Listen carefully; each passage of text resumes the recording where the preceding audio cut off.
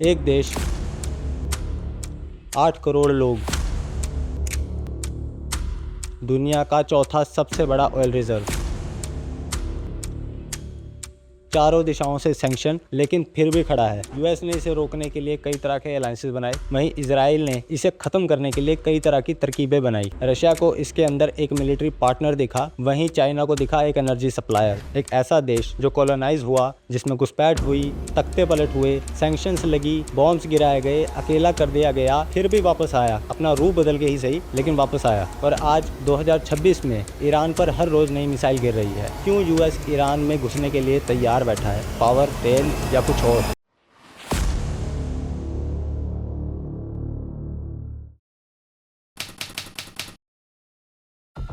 देखिए, world war 2 के बाद ईरान वैसा नहीं था जैसा आज नजर आता है। उस वक्त लड़ाई के बाद यूरोप वैसे ही खंडर बन चुका था, अमेरिका अपनी सेलिब्रेशंस कर रहा था और ईरान ब्रिटिशर्स के लिए एक सस्ते पेट्रोल पंप से ज़्यादा नहीं था। जैसे ब्रिटिशर्स ने इंडियंस का खून चूसा है, वैसे ही उन्होंने ईरान को भी नहीं बख्शा। The Anglo Iran oil company, जो आज की डेट में ब्रिटिश कॉरपोरेशन बन चुकी है, ईरान के तेल का 85% प्रॉफिट वो लंदन ले जाती और वहाँ के लोगों को मिलता है बचे हुए चिल्लर। ईरानियन ऑयल वर्कर टीन की छत वाले झोंपड़ों में रहते थे, जबकि ब्रिटिश ऑफिसर्स स्विमिंग पूल वाले एयर कंडीशन बंगलोज में। ब्रिटिशर्स इसे पार्टनरशिप कहते थे, लेकिन असल में सीधी लूट थी। और इसी भेदभाव ने ईरान के अंदर पैदा किया गुस्सा, और 1951 में इसी गुस्से को चेहरा मिला मोहम्मद मोसादेक। देखिए, मोसादेक ना ही कोई क्रांतिकारी थे, ना ही कोई रिलीजियस नेता। वो एक नेशनलिस्ट पॉलिटिशियन थे, जिनके बिल्कुल सिंपल विचार थे कि ये धरती हमारी, ये तेल भी हमारा, और इसे हम ब्रिटिशर्स से वापस ले रहे हैं। जैसे ही वो पावर में आए, वैसे ही उन्होंने सारी ईरानियन ऑयल इंडस्ट्री को नेशनलाइज कर दिया।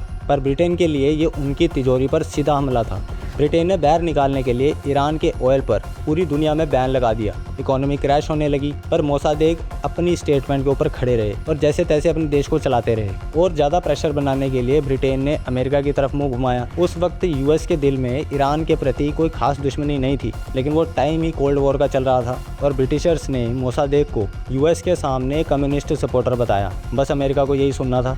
1953 में ब्रिटिश इंटेलिजेंस और CIA ने मिलकर एक सीक्रेट प्रॉक्सी ऑपरेशन शुरू किया, ऑपरेशन एजेक्स। भीड़ को पैसे दिए गए, जनरल्स को खरीदा गया, झूठी खबरें फैलाई गई और देखते ही देखते कुछ दिनों के अंदर मोसादेक की सरकार नीचे गिर गई और उसकी जगह आया एक जवान लीडर, वेस्टर्न सोच रखने वाला शाह मोहम्मद रजा पहलवी, जो पहले ही देश से भागा हुआ था, लेकिन वो वापस आया अमेरिकन प्लेन में। अमेरिकन सपोर्ट और वेपन के साथ शाह ने देश को तेजी से मॉडर्न करना शुरू किया। 1960 के आते आते तेहरान बिल्कुल पेरिस जैसा बन गया था। फीमेल्स को voting right, western music, casinos, universities, malls और वेस्टर्न कंट्रीज के झुंड आने शुरू हो गए थे। यूएस और ईरान की पक्की दोस्ती होने लगी और 1950 से लेकर 1979 तक यूएस ने $20 बिलियन का मिलिट्री राशन बेचा ईरान को, tanks, fighter jets, weapon system, सब कुछ। लेकिन तेहरान की सड़कों के बाहर सच्चाई कुछ हो रही थी। शाह का आम जनता से कोई कनेक्शन नहीं था। तेल का सारा प्रॉफिट शहरों में घूमता था और गाँव तक पैसे की एक बूंद भी नहीं पहुँचती थी। गरीबों की हालत बद से बदतर हो रही थी, लेकिन तेहरान के हाई क्लास लोग अपने टेरेस पे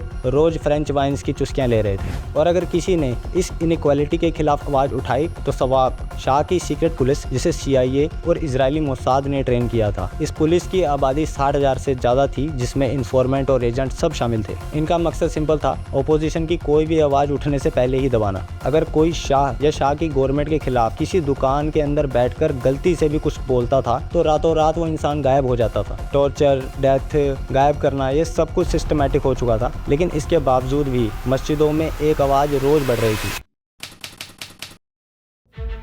रूहुल्लाह खोमैनी, खोमैन शहर का एक कट्टर विचारों वाला नेता, जिसे पहले ही देश निकाला मिल चुका था, लेकिन उसके सोच और विचार रिकॉर्डेड कैसेट टेप्स के जरिए पेरिस और इराक से चुपचाप हजारों की तादाद में ईरान की मस्जिदों में पहुंचने लगे। ये टेप एक ऐसा वायरस था जिसे शाह की पुलिस बिल्कुल भी नहीं रोक पाई, और इसका रिजल्ट 1979 में जब पानी ईरानी लोगों के सर के ऊपर से चला गया, तब उन्होंने प्रोटेस्ट स्टार्ट किए शाह और वेस्टर्न कंट्री के इन्फ्लुएंस के खिलाफ। शाह देश छोड़कर भाग गया। 1 फरवरी 1979 खोमेनी तेहरान के मेहराबाद एयरपोर्ट पर उतरे। 3 लाख से ज़्यादा लोग उनकी एक झलक देखने के लिए वहां पर पहुंचे। लोगों को लगा कि उनको बचाने के लिए कोई मसीहा वापस आ गया है। मात्र 10 दिनों में शाह की गवर्नमेंट गिर गई और खोमेनी ने एक रेफरेंडम के जरिए ईरान की जनता से पूछा कि क्या वो इस्लामिक रूल ईरान में चाहते हैं या नहीं। 98% से ज़्यादा लोगों ने फेवर में वोट किया और एकदम से सब कुछ बदल गया। पुराने सभी कानून खत्म कर दिए गए, हिजाब को जरूरी कर दिया गया, पार्टीज, अल्कोहल, म्यूजिक सब पर बैन लग गया।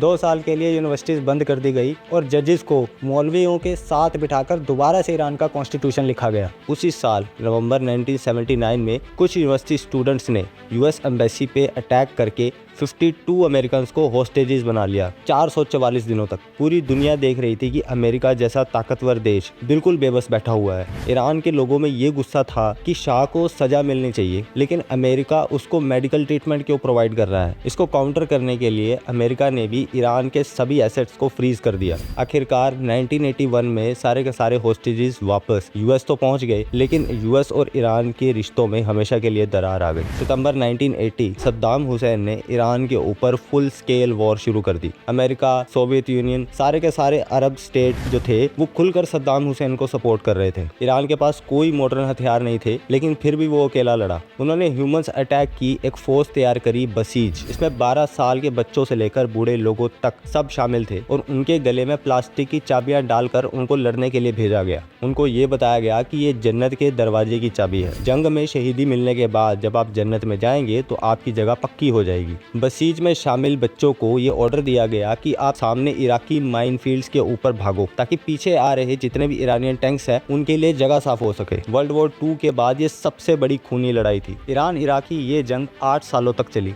10 लाख से ज्यादा लोग मारे गए और बॉर्डर थोड़ा सा भी नहीं हिला। इस जंग से ईरान ने ये सीखा कि कभी भी किसी दूसरी कंट्री के साथ मुंह उठाकर लड़ाई ना लड़ो, और इसी सोच ने एक ऐसी चीज की नींव रखी जिसको किसी ने नहीं सोचा था, हिजबुल्लाह। 1982 लेबनान की जंग के दौरान IRGC ने एक नई ऑर्गेनाइजेशन को जन्म दिया, डिसिप्लिन्ड, आर्म्ड, ट्रेंड, ईरान का पहला मेजर प्रॉक्सी ग्रुप।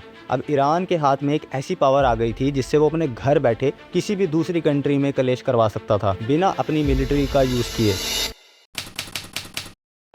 1989 खोमेनी की डेथ हुई। सुप्रीम लीडर की मौत पे लाखों लोगों ने अफसोस मनाया। उस टाइम के बिलियनर पॉलिटिशियन अकबर हशेमी रफसंजानी ने एक नए आदमी को टॉप की कुर्सी पर बिठाया, नाम अल खमेनी। मीडियम दर्जे का क्लर्क रफसंजानी ने उन्हें यही सोचकर चूज किया कि पर्दे के पीछे से इनको कंट्रोल करना आसान होगा, लेकिन ये सिर्फ एक वहम था। पर रियलिटी में खमेनी एक पॉलिटिकल मास्टरमाइंड थे। कुछ ही महीनों के अंदर खमेनी ने अलायंसेस बनाए और सिस्टम का पूरा कंट्रोल अपने हाथों में ले लिया और धीरे धीरे रफसंजानी को पावर से दूर कर दिया गया। खास करके इस्लामिक रेवोल्यूशनरी गार्ड कोर, जिसे IRGC भी कहते हैं, उनको और ताकतवर बनाया गया और हजारों करोड़ के एसेट्स उनको सौंप दिए गए। साथ ही साथ पहाड़ों के नीचे जहाँ पे कोई भी मिसाइल जल्दी से अटैक नहीं कर सकती, हजारों मशीनें चलनी शुरू हुई। उनका काम शांति से न्यूक्लियर गैसेस को क्लीन करना और न्यूक्लियर बम का कोर बनाना। एक्चुअली में ईरान पहले ही ये चीज देख चुका था कि जिन देशों के पास न्यूक्लियर बम नहीं होते उनके ऊपर आए दिन अटैक हो रहे हैं, और जिन देशों के पास हैं उनके साथ टेबल पर बैठकर बातचीत हो रही है। अब अरबों डॉलर IRGC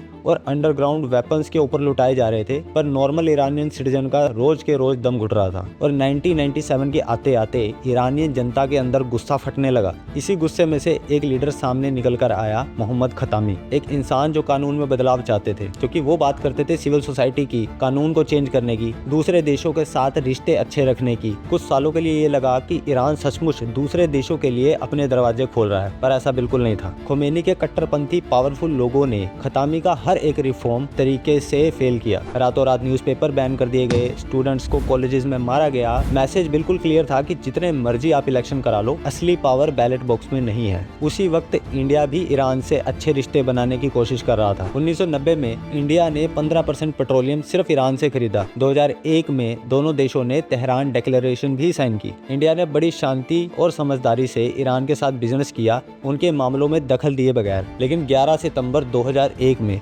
यूएस में वर्ल्ड ट्रेड सेंटर पे अटैक के बाद ईरान के पड़ोस की ज्योग्राफी रातों रात चेंज हो गई।